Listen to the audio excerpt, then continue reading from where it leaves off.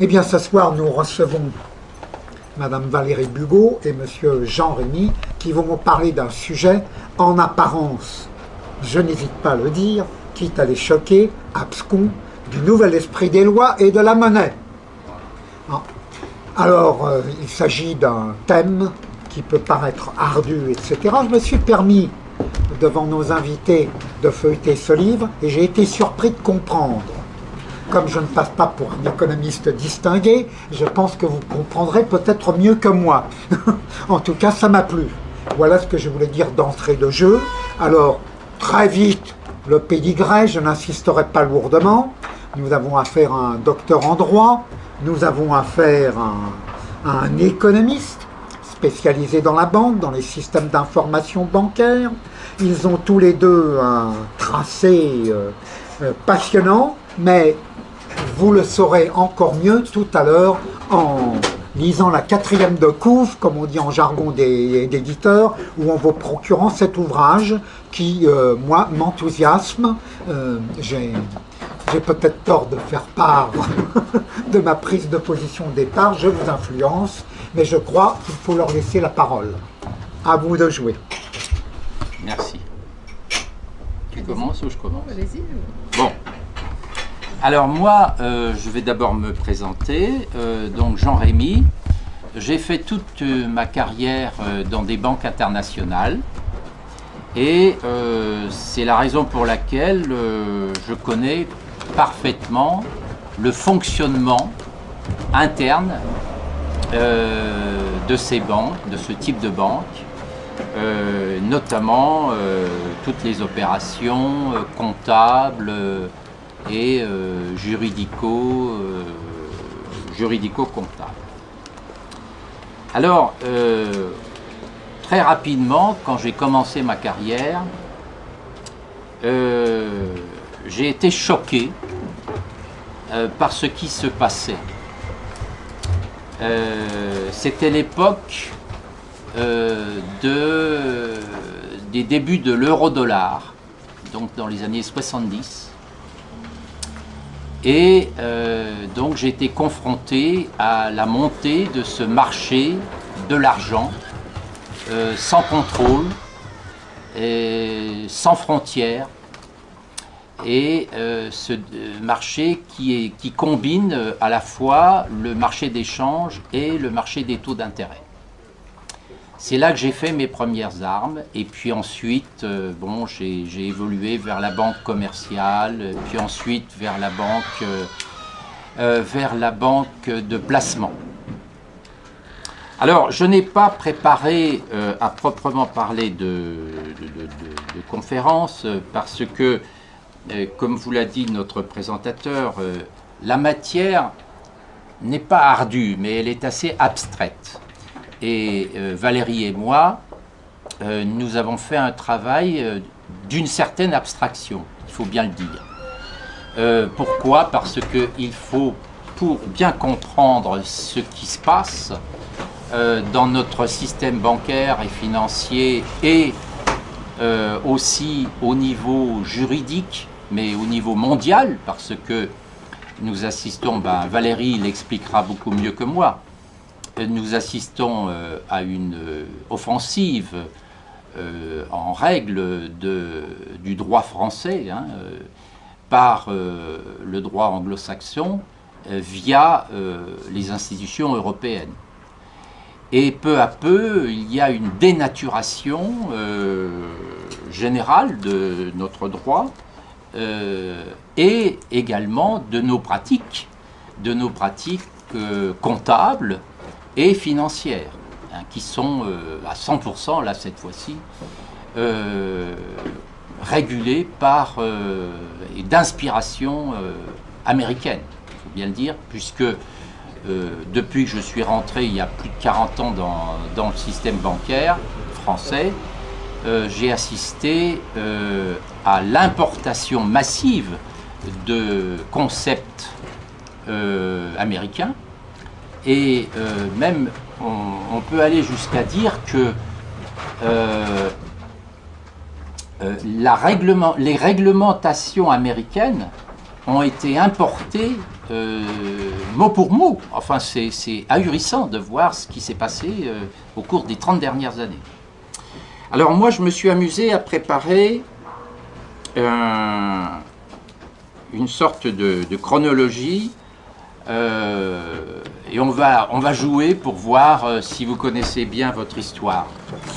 Une chronologie donc de la poussée, parce que c'est une des thèses du livre aussi, la poussée du fait économique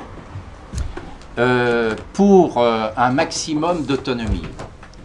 Aujourd'hui, nous sommes dominés par l'économique, le fait économique, le pouvoir économique.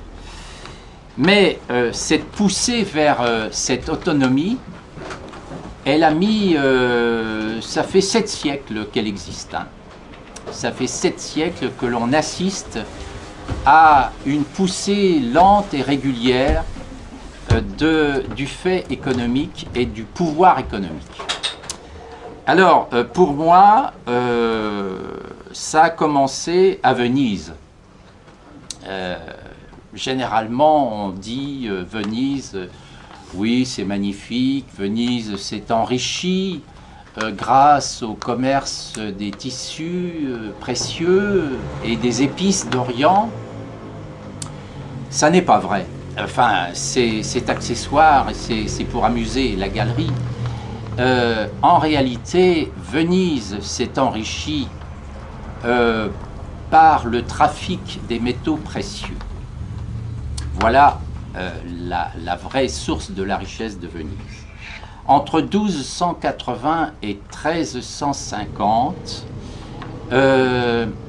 Venise a organisé un commerce de l'argent européen, c'est-à-dire que Venise démonétisait les pièces européennes pour les couler en petits lingots et les vendre et les échanger contre de l'or des Mongols. Ça se passait donc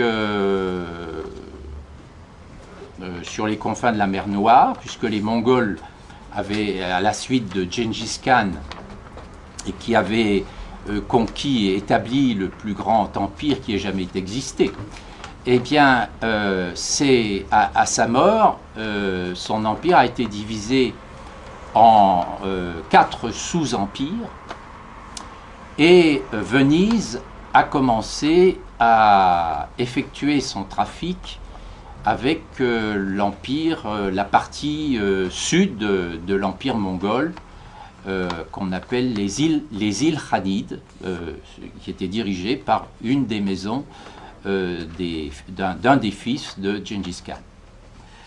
Et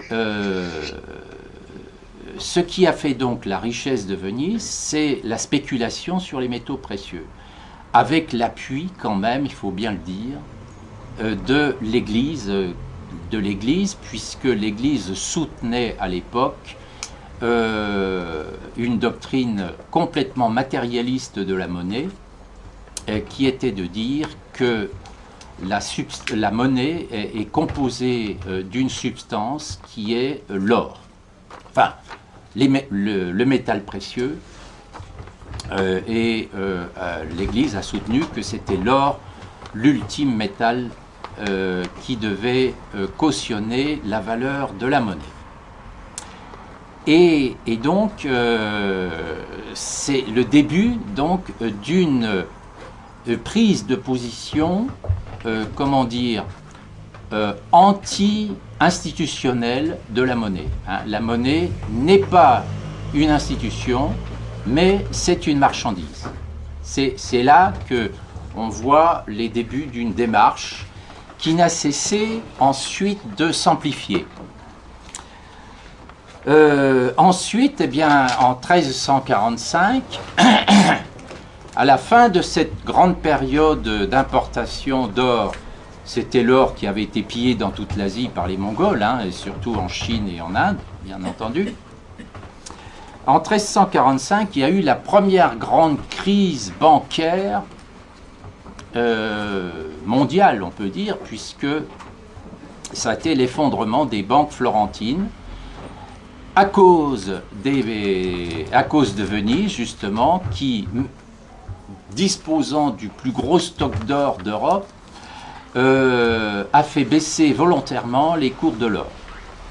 De ce fait, les banques florentines, toutes les banques florentines, ont été ruinées.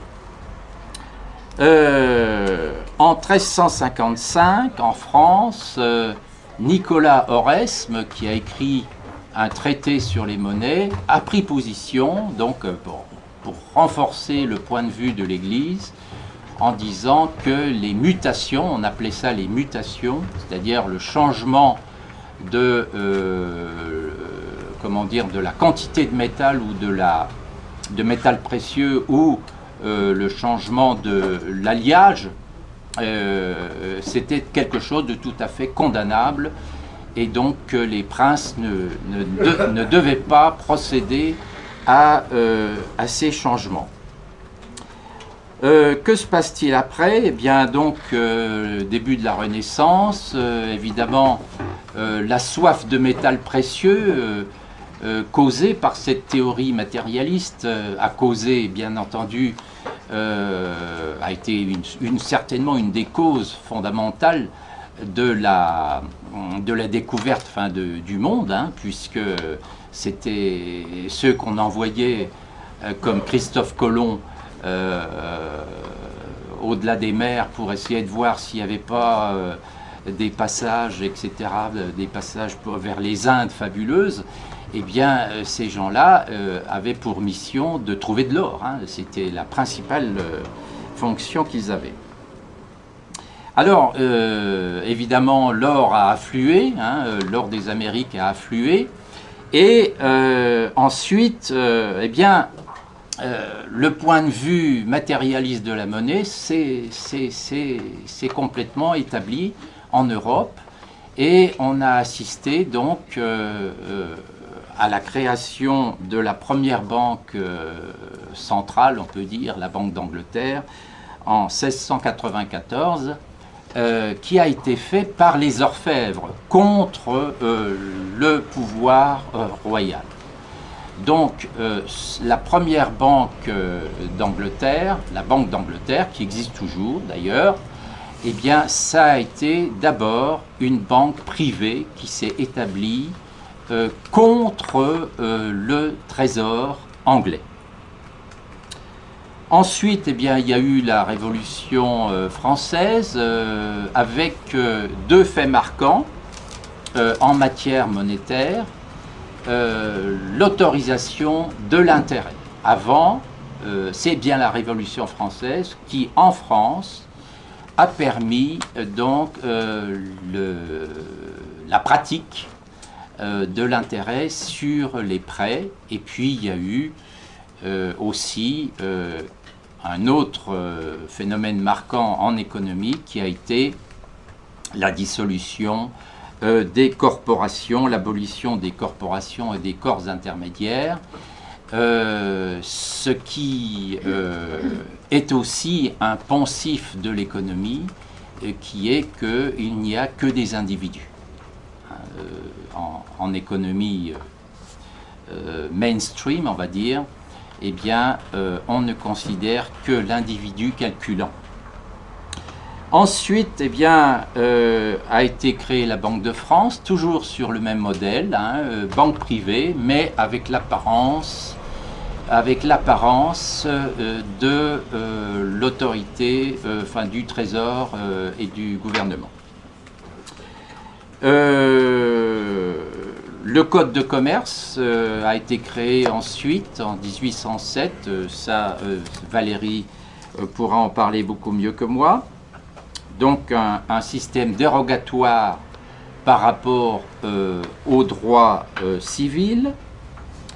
Et toujours dans cette même foulée, vous avez la création aux États-Unis en 1913 de la Réserve fédérale, donc de la Banque centrale des États-Unis, toujours par des banques privées. Donc, vous voyez que l'ensemble de déjà, ça se dessine, n'est-ce pas?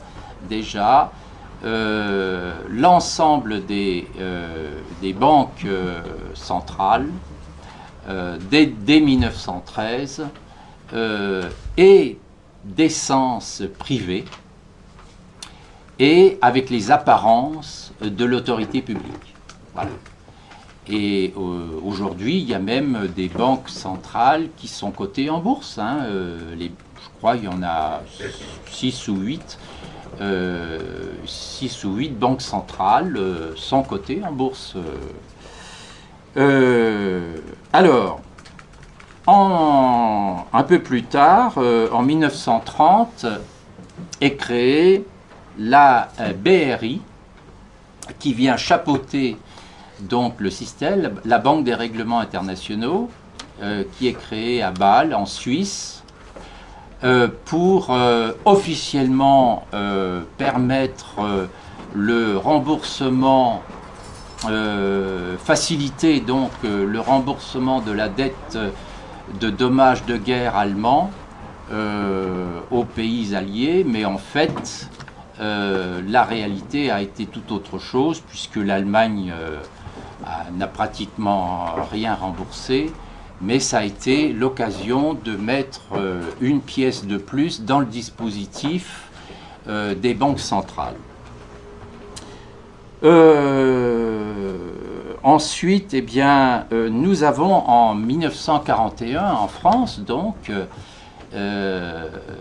sous occupation allemande, la création d'une institution tout à fait particulière qui s'appelle maintenant l'autorité de régulation, mais qui s'appelait la commission bancaire, et qui est en réalité une autorité, une institution juridique complètement indépendante, qui est composée de banquiers, donc des banquiers privés, qui jugent entre pairs les autres banquiers. Voilà. Les banquiers font eux-mêmes leur propre police et s'organisent entre eux. Voilà, ça a été institué en 1941 en France. Ensuite, en 1944, nous avons les accords de Bretton Woods qui mettent en place un nouveau système financier avec le FMI et la Banque mondiale et qui est basé sur le dollar. Le dollar qui vaut aussi bien que l'or, disait-on à l'époque. D'ailleurs, il y avait donc un lien fixe entre le dollar et l'or. Mais, comme vous le savez, ça n'a pas tenu très longtemps. En 1957, nous avons le traité de Rome, qui a été écrit en grande partie par un ancien nazi, Walter Hallstein, qui avait donc été recyclé aux États-Unis. Ensuite, nous avons en 1960 donc l'apparition du marché de l'euro-dollar, et puis en 1971 l'abandon de la parité fixe du dollar avec l'or, et donc le début de cette anarchie qui n'a cessé de proliférer, puisque ensuite, évidemment, nous avons en France donc le début de la politique de dérégulation, hein, c'est ce qu'on a appelé la dérégulation. On a abandonné tous les contrôles qui existaient auparavant. On a permis aux banques de devenir des mastodontes et donc de faire à la fois de la banque d'investissement, de la banque de marché, de l'assurance, et tout en étant des banques de dépôt. Ensuite, eh bien, on a autorisé, par exemple en France, en 1988, on a autorisé la titrisation des créances, et Valérie pourra en parler beaucoup mieux que moi en tant que juriste. C'est-à-dire la titrisation des créances, c'est-à-dire que les banques peuvent donc constituer dans leur à partir de leur portefeuille de prêts des titres. Elles transforment leurs prêts en titres et ensuite cèdent ces titres sur les marchés. Voilà ce que c'est que la titrisation. En 90, en France, sont autorisés les produits dérivés, dont on parle beaucoup. Ensuite, bien, tout cela est consolidé par les traités européens, le traité de Maastricht et le traité de Lisbonne. Et en 2017, eh bien, nous avons une dernière consolidation en date qui est, à propos de la titrisation, une réglementation globale pour l'ensemble de l'Europe de la titrisation des créances. Ça vient de paraître en Europe. Voilà. Alors, à quoi tout cela, cette évolution, vous voyez que c'est une évolution quand même sur 7 siècles, hein, quelque chose de considérable, et qui va toujours par petits pas, progressivement, toujours dans le même sens. Hein, c'est vers toujours plus d'autonomie de la sphère économique et financière. Si bien qu'aujourd'hui, eh bien, nous sommes dans la situation où eh bien, le politique, où qu'il soit d'ailleurs dans le monde, eh bien, il est à la merci de la finance. Nous sommes dans cette situation puisque je peux donner 2 chiffres et puis ça sera la fin de mon intervention. Par exemple, selon le Conseil de stabilité financière, encore un nom très amusant, le Conseil de stabilité financière, c'est une association qui est logée à la Banque des règlements internationaux à Bâle. Et ce Conseil de stabilité financière vient de nous dire, là, il y a quelques mois, que la finance de l'ombre, alors ça, la finance de l'ombre, c'est encore autre chose, c'est l'ensemble des dispositifs qui ont été créés par les banques, notamment dans les paradis fiscaux, les hedge funds, les fameux hedge funds, c'est-à-dire les... Comment ça s'appelle les fonds spéculatifs, en français, oui. Eh bien, l'ensemble de cette finance de l'ombre se monte à fin 2016 à 92 000 milliards de dollars, soit 150% du PIB mondial. Et cela, c'est la finance de l'ombre, c'est ce qui est en dehors du système bancaire. À quoi il faudrait ajouter eh bien, les 800 000 milliards de produits dérivés qui sont générés par les banques entre elles, surtout entre les banques américaines, anglo-saxonnes, anglaises et américaines. Donc, vous imaginez 800 000 milliards de dollars de paris qui ont été faits par le système bancaire. Ça représente 10 fois la capitalisation boursière du monde entier. Et donc, ça représente plus de 15 fois le PIB mondial. Voilà. Voilà où nous en sommes.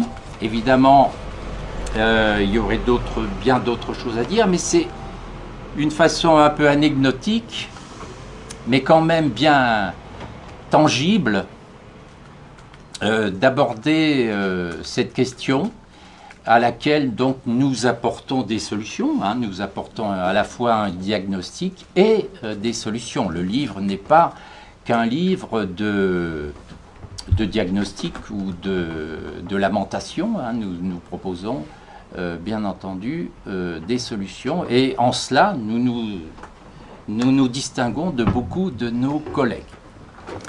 Voilà, Valérie, pour la partie peut-être plus juridique. Et plus institutionnelle. Bonjour à tous, donc je suis moi juriste de formation. J'ai une première formation en droit civil Et ensuite, je me suis spécialisée dans l'entreprise et j'ai fait une thèse sur le droit de l'entreprise. Et en particulier, j'ai élaboré une théorie unifiée de l'entreprise qui, en droit, n'existe évidemment pas.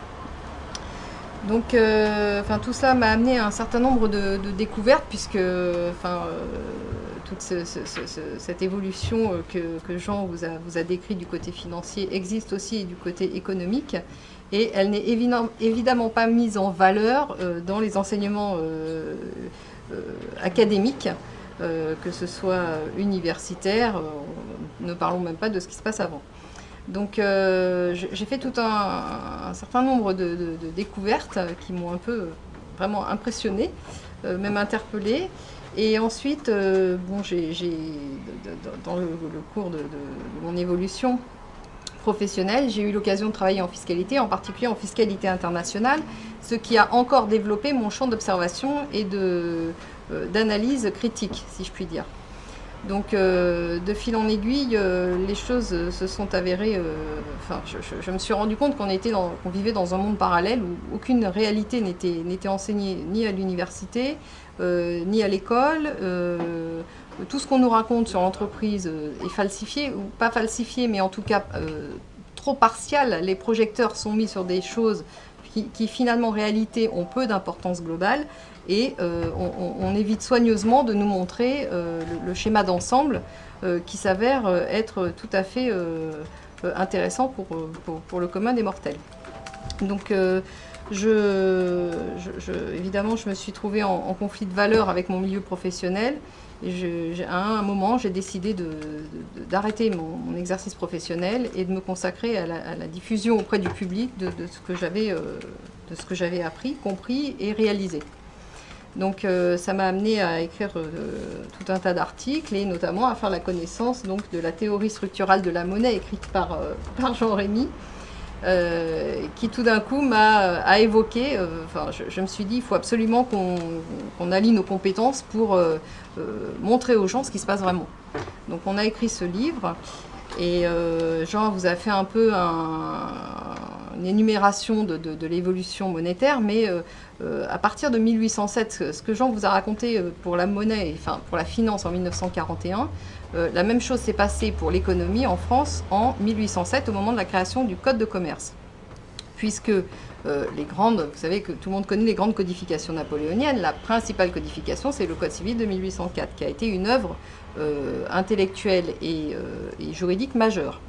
Donc c'était la grande œuvre de codification. Mais quelques années après est apparu un code de commerce, qui n'était pas du tout une grande œuvre de codification, mais qui a instauré non pas une suprématie du droit économique et du droit commercial, mais qui a instauré un mode autonome de fonctionnement du droit commercial. C'est-à-dire que les commerçants étaient autorisés institutionnellement à se juger entre eux et à pratiquer tout un tas de règles dérogatoires par rapport aux règles qui régissaient donc, le Code civil et qui régissaient la vie en commun en société humaine, non pas société commerciale. Donc à partir de là, c'est développé tout un processus économique d'autonomisation radicale de l'économie par rapport au juridique et par rapport au politique, qui a fait que le pouvoir économique a pris de l'ampleur financière, de l'ampleur en termes de capitaux, et aussi de l'ampleur par rapport au pouvoir politique. Et ce phénomène, aujourd'hui, on arrive à son extrémité, et on arrive à la situation ubuesque selon laquelle maintenant, ce sont les principes dérogatoires au droit commun qui régissaient le code les règles du commerce, qui maintenant s'imposent et régissent la vie en commun de chacun. Donc les règles du droit civil ont été totalement subverties, ou alors plutôt englouties par les règles du commerce qui ont pris finalement la place que le droit civil a laissé vacante et qui maintenant régissent quasiment l'intégralité de tous les événements de la vie de chacun, et ça va aller de mal en pis. Ce phénomène s'est beaucoup accentué avec l'intégration européenne, donc à partir du traité de Lisbonne, mais je dirais que la pente fatale était déjà très largement entreprise, et que de toute façon, il n'y a pas aujourd'hui de puissance structurelle, institutionnelle, capable de s'opposer à ça. Et ayant pris conscience de ça, je me suis dit, c'est pas possible de laisser cet héritage à nos enfants, aux générations d'après. C'est pas possible. Le terme qui me vient à l'esprit n'est pas le bon, je pensais indécent, mais en réalité, c'est même un crime contre l'humanité de laisser faire ça, alors qu'on sait que ça se déroulera de cette façon-là, et que c'est inéluctable. Donc, on a entrepris avec Jean une première étape. Moi, j'avais déjà écrit quelques articles sur un site qui s'appelle le Séqueur francophone pour décrypter le système économique global. Et donc ensuite, on a entrepris avec Jean d'élaborer des règles plus générales qui permettent non seulement d'expliquer comment tout ça s'est déroulé, parce que on n'est pas dans un système de rupture. Il faut bien comprendre qu'il n'y a aucune rupture aujourd'hui. On est dans une continuité historique. Et tant qu'on n'aura pas compris cette continuité historique, il ne sera pas possible de s'opposer. Il ne sera pas possible de prendre des mesures de lutte contre le cours réglé de l'histoire. Donc voilà un peu l'histoire, la genèse de notre livre et surtout la genèse de notre pensée. Donc aujourd'hui, on arrive à la situation dans laquelle le pouvoir politique, techniquement, apparemment existe encore, mais techniquement n'existe plus. Les États, techniquement, ont déjà disparu, il faut bien le comprendre. Et d'ailleurs, je dirais, tous les abus d'État sont le reflet du fait qu'ils n'existent plus, qu'ils ne sont pas substantiels. Ils ne sont pas assis sur une réalité, je dirais, d'ordre civilisationnel, d'ordre ancré parmi la vie des gens. Ils ont pris leur autonomie, ils sont ailleurs que dans la vie des gens. Donc je pense qu'il est important que chacun prenne conscience vraiment de ce phénomène de société qui est un phénomène historique, prenne conscience des éléments structurants, parce que quand on réfléchit bien à ce système, il y a quelques éléments structurants qui fondent, qui sont des piliers fondateurs. C'est un peu, vous savez, le talon d'Achille. Il y a un talon d'Achille à ce système. Et le talon d'Achille, il est dans l'anonymat des capitaux, il est effectivement dans la prise de contrôle monétaire. C'est les deux éléments fondamentaux, prise de contrôle monétaire et anonymat des capitaux. Vous supprimez l'anonymat. Mais oui, mais c'est lié. C'est lié à l'anonymat des capitaux. Ouais. Vous supprimez l'anonymat des capitaux, tout s'effondrera. La première vraiment lutte à mener, c'est la lutte contre l'anonymat des capitaux. Parce que la lutte contre l'anonymat des capitaux a permis une très grande partie de toutes les dérives monétaires qui ont eu lieu, etc. Une fois qu'on aura essayé de lutter contre ça, la deuxième lutte, c'est reprendre le contrôle des monnaies, parce que sans prise de contrôle des monnaies, il n'y a pas de pouvoir politique. Voilà, donc le pouvoir politique, il est lié, normalement, qu'est-ce qui détermine la politique? C'est gérer la vie des gens en commun. La politique, c'est la vie de la cité, c'est pas la vie des grands capitalistes. Donc il faut redonner un sens aux mots, il faut redonner un sens pertinent aux mots. Moi j'ai décrit par exemple dans le livre, je vous donne un exemple tout bête, mais le terme parlement. Le Parlement, nous, on est habitués dans l'esprit français depuis la Révolution 1789, l'esprit républicain, on sait ce qu'est un Parlement. Le Parlement fait les lois, etc. Aujourd'hui, on nous a vendu un Parlement européen qui n'a absolument pas la même structure juridique que les parlements qu'on avait l'habitude de connaître. Donc en réalité, il y a un glissement sémantique et il y a un glissement conceptuel dans l'esprit des gens qui fait que les gens finissent par accepter quelque chose qui n'a rien à voir, strictement rien à voir avec ce que ça représentait avant. Donc il y a effectivement un très gros travail aussi sur le sens des mots, de la terminologie, de façon à ce que les mots reprennent une validité commune et permettent à nouveau la vie en société. Puisque aujourd'hui, quand chacun peut en faire l'expérience, on utilise des mots et les gens en face de nous ne comprennent pas la même chose, puisqu'ils donnent un autre sens à la terminologie utilisée.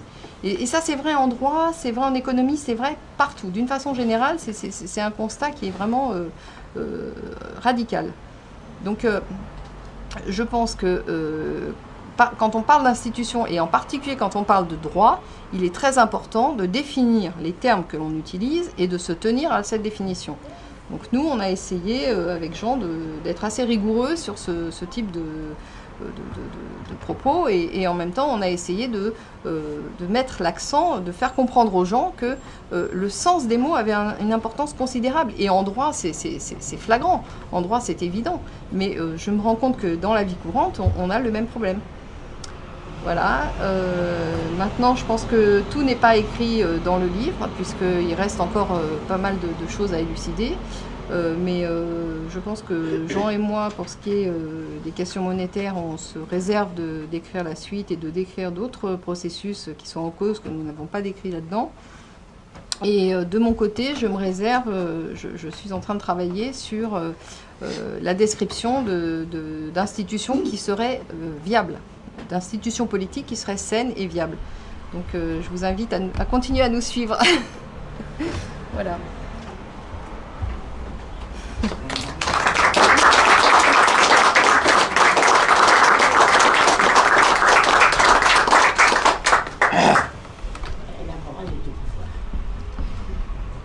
La morale est au pouvoir. Ça dépend ce qu'on dit, ce qu'on met derrière le terme de morale. Voilà. Alors je pense que maintenant on peut passer à des questions. Et par rapport à la guerre des monnaies, Pardon. au livre par rapport à la guerre des monnaies qui a été écrit par un Chinois. Ah oui, Hong Bing Song. Oui. Comment se positionne votre... Oui. Ça n'a rien à voir. Lui, il décrit le processus de désintégration voilà. de la monnaie du côté américain. Et, il décrit toutes les malversations qui ont eu lieu. Et ce qu'il fait, c'est qu'il écrit pour le gouvernement chinois en disant, écoutez, voilà ce qui est en train de se passer, vous allez vous faire subvertir, vous allez vous faire bouffer. Et lui, son objectif, c'était que la Chine ne soit pas à nouveau ensevelie sous une masse d'impostures. Nous, notre objectif,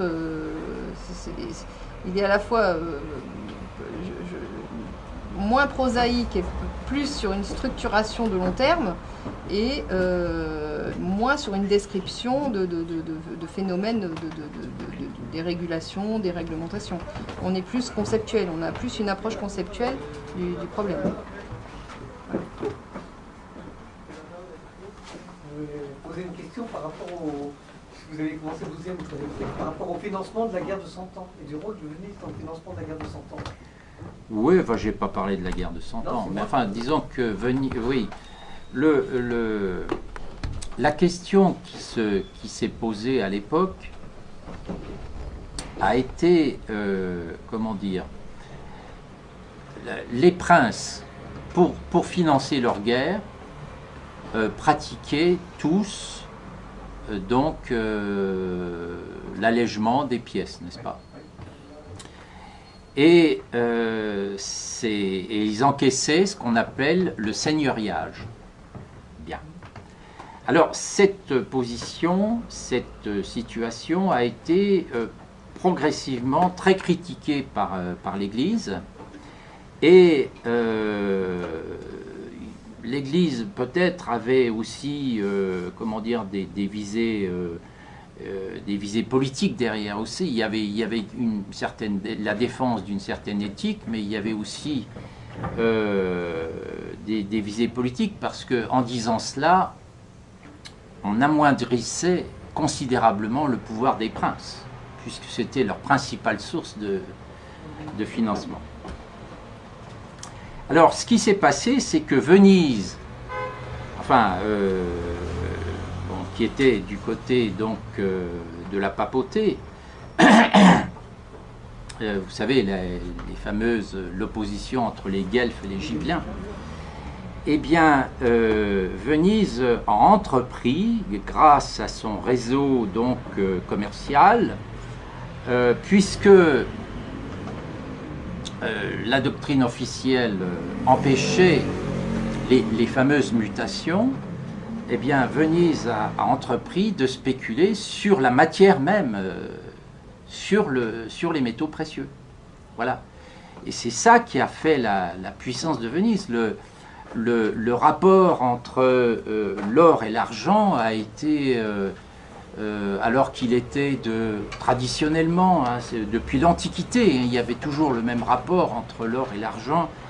Il a été complètement bouleversé. Enfin, je crois que c'est passé de 1 à 8, à 1 à 15. Enfin, il y a eu donc un rapport complètement bouleversé.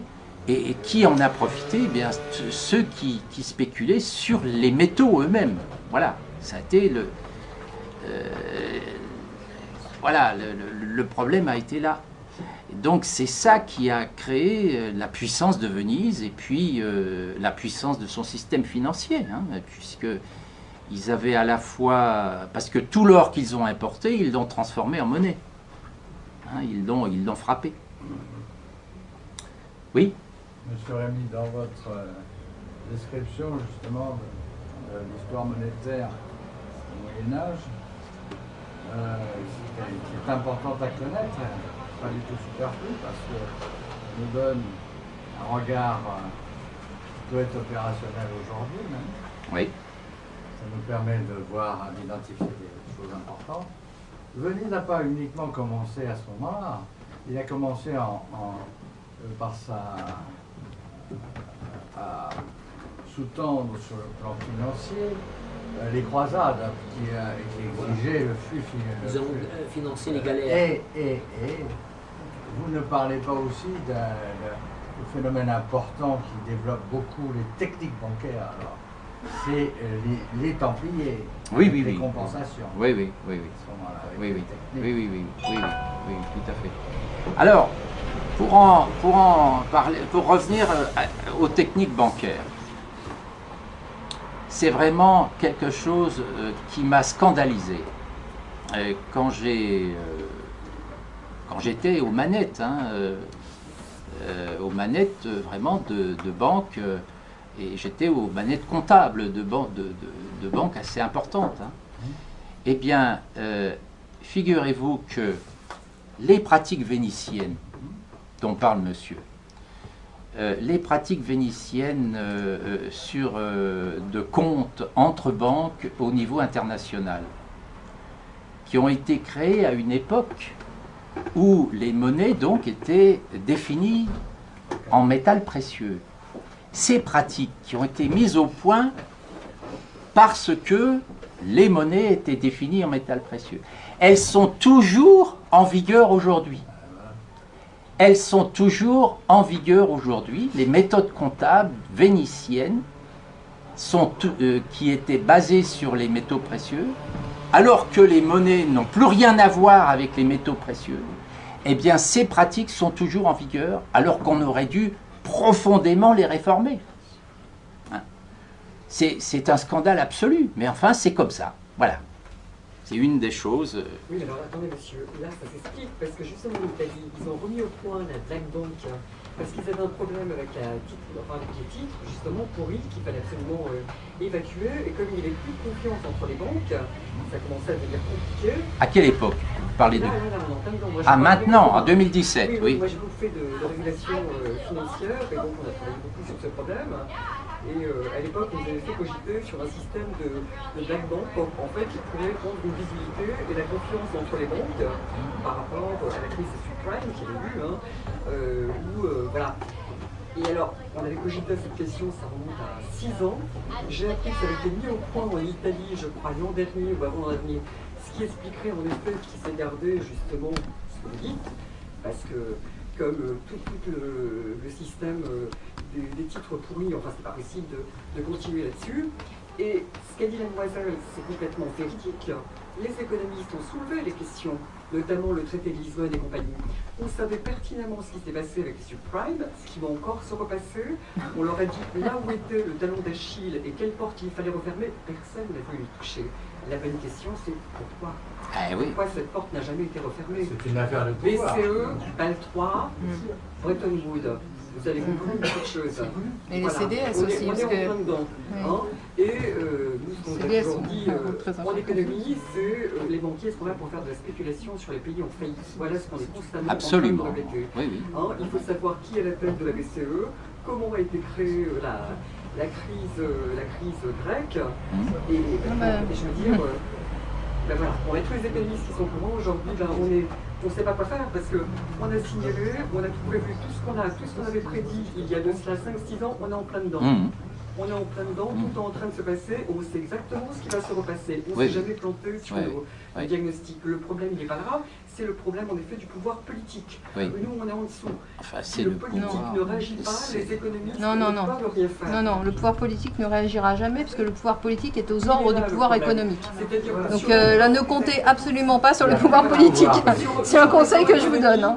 Quand on a voulu nous faire travailler sur la régulation financière, mais c'est les banques qui font la régulation. C'est les banques qui se régulent elles-mêmes. C'est ce que je vous ai expliqué. Voilà, hedge funds et compagnie, pas du tout de visibilité, on ne peut pas rentrer sur les comptes, on ne peut rien faire. Donc je pense que vous comprenez ce qui nous attend là prochainement. C'est certain. La crise grecque a été déclenchée matériellement par une collusion de hedge funds aux États-Unis. Il faut écouter Mireille Zaki. Moi, j'ai fait toute une vidéo pour expliquer les tenants et les aboutissants de la crise grecque. C'était une grecque qui était aux États-Unis et qui a monté ce qu'on appelle le jeu de millions en économie. Tout est venu de là, aidé par la personne qui dirige actuellement la BCE, qu'on a mis la tête de la BCE. Donc vous comprenez tout. Voilà. Bon, ben aujourd'hui, dans le monde des économistes, on se dit, ceux qui ont compris, qu'est-ce qu'on peut faire? Le monde politique n'existe plus, il ne faut pas compter dessus. Hein. La problématique, elle est bien là. Bah, bien sûr. Oui. Alors, à un moment donné, il y avait une partie des économistes qui parlaient de l'éradication du système monétaire pour essayer de créer. Mais de toute façon, on reviendra parce qu'on pense que ça va s'effondrer, ça va mourir de sa belle mort. Aussi à temps, parce tout que est fait en fait, pour. on est en train de recréer une bulle spéculative, parce que bon, bah, voilà, tout l'argent a été contenu dans les banques et là actuellement on refait ce qu'on a refait quand il y a eu la bulle spéculative, les startups et compagnie. On est reparti dans la même histoire, ça va replonger. J'espère que M. Macron ne va pas mettre au point son projet mais il n'existe pas, monsieur Macron. Oui, enfin, entre-temps, la Deutsche Bank aura sombré et tout le système européen aura sombré avec. Parce que le jour où la Deutsche Bank... Non, mais le problème, c'est le hors-bilan. Le problème, c'est le hors-bilan. C'est les CDS en hors-bilan qui sont en train de faire sombrer la Deutsche Bank, là, actuellement. On a un gros problème, c'est concret. Les CDS arrivent à maturité, on appelle, l'appel de fonds se fait et la Deutsche Bank ne peut pas payer. C'est aussi simple que ça. Non, mais donc le hors-bilan se retrouve en bilan. La question qui se pose, l'Allemagne qui est une forte puissance économique, pourquoi on fait tomber les Deutsche Bank? Mais parce qu'il n'y a pas de puissance politique. Ce sont les financiers qui sont derrière l'Allemagne, les financiers qui ont été derrière l'Empire américain et les financiers qui étaient derrière l'Empire anglais. Ce sont les financiers de la City. Et la City ce sont des financiers américains qui dirigent la Deutsche Bank aujourd'hui. Ce ne sont pas des Allemands. Mais non. On les connaît, Mais c'est pareil, il n'y a pas de politique. Un des points absolument clés, c'est l'anonymat des capitaux. Mais bien entendu, tout repose sur l'anonymat des capitaux. capitaux. C'est pour parler comme ça, il faut un but. L'anonymat des capitaux permet des choses incroyables. Vous avez, de temps en temps, la radio vous parle, il y a une revue, ça s'appelle Fortune, de temps en temps, fait un panel des plus grosses fortunes réputées dans le monde. Alors, régulièrement, tous les ans, vous avez... Tout n'est pas dit. Hein. Vous n'y trouvez pas les Rothschild. Bah, bien sûr. Vous n'y trouvez pas les gens... Les vraies grosses fortunes n'y sont pas. C'est vrai. N'y figure pas. Vous avez en tête Bill Gates ou bien ce type de... On voit bien que tout cela est une mise en scène. Oui. Plus c'est important, vous savez, plus dans ça la disparaît. Bible, il est dit à propos de Dieu, tu n'invoqueras pas mon nom en vain. Donc plus la personne est connue et puissante, moins il faut invoquer son nom. C'est exactement ça. Hein. Oui, bien sûr. Bien, ça s'applique à la lettre. Donc les choses sont évidentes, mais elles sont offshore. Tout le monde le sait, sans l'avoir appliqué dans ses raisonnements. Donc vous avez des raisonnements. C'est une schizophrénie. Ça conduit à une schizophrénie sociale, politique complète. Vous avez des discours qui tournent à vide et des réalités. Tout le monde sent bien que la réalité est ailleurs et on connaît déjà quelques principes de réalité derrière. On sait sans connaître tous les acteurs, beaucoup de gens maintenant ont l'idée de savoir que si quelqu'un prend des décisions et bien personne aujourd'hui, ça se trouve plutôt par là que par là. En tout cas, il n'y a pas Macron là-dedans. Je voulais revenir un peu sur la... Je voulais revenir un peu sur la création de la BRI. Parce que la BRI a été créée par le plan Young en 1930. Et la BRI a eu pour mission principale, qui n'a pas été explicitée aux yeux du public, mais d'enterrer les réparations de guerre. Donc en réalité, la BRI a eu une double mission. D'une part, empêcher les Allemands de payer les réparations aux pays qui avaient subi les dommages, donc qui étaient des réparations collectives, partiellement collectives, pas totalement, mais partiellement collectives, et pour remplacer ça, d'instaurer un système de prêts bancaires contre intérêt pour remonter l'économie allemande. Et s'il n'y avait pas eu la BRI, il n'y aurait pas eu la Seconde Guerre mondiale. Elle a financé le Reich allemand. Elle a financé le développement, tous les préparatifs de guerre de Hitler. Et l'Allemagne a payé les intérêts rubis sur l'ongle jusqu'au dernier jour de la guerre. L'Allemagne, c'est-à-dire les Allemands qui n'avaient rien à voir dans l'histoire. On est bien d'accord. Voilà. Donc la BRI, c'est une pierre, c'est un élément tout à fait stratégique de ce système international. Bien plus stratégique que ne l'est le FMI ou même la Banque mondiale. Et on ne parle pas suffisamment de la BRI. La BRI est un élément tout à fait très très important et dans la mise en œuvre des futurs DTS, la BRI aura un rôle très important à jouer. La BRI, qui est une banque privée, bien sûr, a des privilèges par traités internationaux, des privilèges d'État. Tout à fait. Mais le MES, par exemple, le siège est à Bâle. S'il y a un crime quelqu'un est abattu à coup de revolver, la police ne peut rien faire. Voilà. Et je signale que le MES européen, les statuts du MES ont été calqués partiellement sur les statuts de la BRI. Donc vous voyez vers quoi on se dirige quand même. Il faut quand même comprendre le schéma. Le problème, Bien sûr. c'est que dès qu'on commence à parler de toucher au traité, et ben voilà, personne n'y touche. Ah bah évidemment, parce qu'il faut que 27 États soient d'accord. Mais par contre, ils se sont bien mis d'accord pour faire... Ils se sont quand même bien mis d'accord pour faire le MES. Sans mettre d'accord tous les 27 États en biaisant, en prenant des voies détournées. Donc personne ne doit compter sur le politique actuellement. Le politique n'existe plus. Structurellement, n'existe plus. Il est au service de l'économique. Voilà. Et l'économique, c'est les multinationales, c'est l'anonymat des capitaux. Et l'anonymat des capitaux, c'est aussi les banques, en priorité les banques. Comment vous voulez faire pour éviter actuellement... Déjà, il faut comprendre. Mais attendez, ils sont en train de... Ils ont racheté tout le monde. Je sais. Ils ont racheté tout le monde. Je sais. Avec de l'argent qui n'existe pas, je le signale en plus. Parce que cet argent, il est adossé sur rien du tout. Ils veulent travailler sur la régulation financière. C'est pas possible Oui, de travailler mais sur ça la fait régulation longtemps qu'ils ont financière. acheté les profs, Mais bien voilà, sûr. mais qu'est-ce qu'on peut faire? C'est ça le problème. Si, parce que les gens, au fur et à mesure qu'ils vont comprendre le problème, vont se dire on compte pas sur les autres, on compte sur nous-mêmes et c'est comme ça qu'on va s'en sortir. On s'en sort toujours en comptant plus sur soi-même que sur les autres. Je voudrais vous poser une question. Là, on parle, disons, de ces problèmes en Europe, des pays comme l'Amérique, disons, ça. Mais du côté russe, avec le BRICS, qu'est-ce qui se passe? Parce qu'eux, ils sembleraient plus indépendants. Oui, mais ils le sont plus indépendants. Parce qu'ils sont pas... partiellement. Ils n'ont pas été contaminés comme nous le sommes. Par exemple, moi je connais bien l'Inde. Eh bien, c'est un pays qui pratique une politique monétaire relativement très indépendante. Oui, enfin, ils ont quand même interdit la circulation d'argent liquide. Ils ont non mais commencé par d'accord, l'Inde. mais c'était une promesse de Modi. De toute façon, il avait promis de lutter contre la corruption. Hein. La corruption, la détention d'or par sa population, il appelle ça la corruption. Non, pas la détention d'or. Si, c'est contre ça qu'il a lutté concrètement. Ouais. En tout cas, la Reserve Bank of India est une banque centrale qui d'abord n'est pas du tout privée, hein, Et d'autre part, elle applique vraiment la politique voulue par le gouvernement. Par exemple, hein, mais bon, d'autres pays comme la Russie... La Russie, par exemple. Oui, pareil. oui.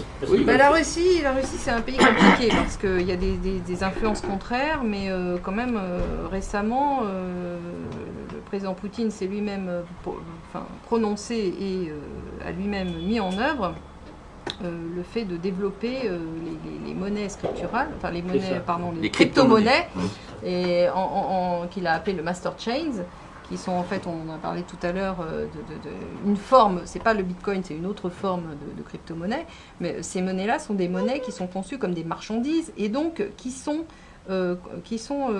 appropriables. Voilà. Appropriable. Donc nous ne sortons pas du cercle vicieux consistant à dire le fait économique a la main mise sur le fait politique.